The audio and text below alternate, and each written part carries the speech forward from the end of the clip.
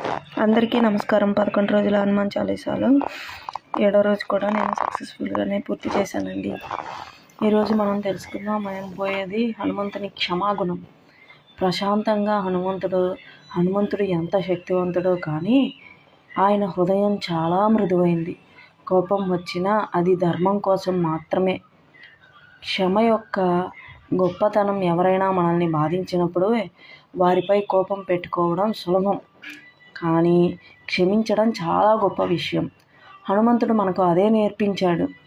భక్తి మరియు శాంతి రామనామం జపిస్తూ హనుమంతుడు ఎప్పుడూ ప్రశాంతంగా ఉండేవాడు. ఆయన మనస్సులో ప్రేమ, దయ, వినయంతో నిండి ఉండేది. మన జీవితానికి సందేశం. మన జీవితంలో కూడా క్షమాగుణం చాలా ముఖ్యం. క్షమించే మనసు ఉంటే మన హృదయం ప్రశాంతంగా ఉంటుంది. మనలోని కోపం కాకుండా ప్రేమను పెంచుకుందాం.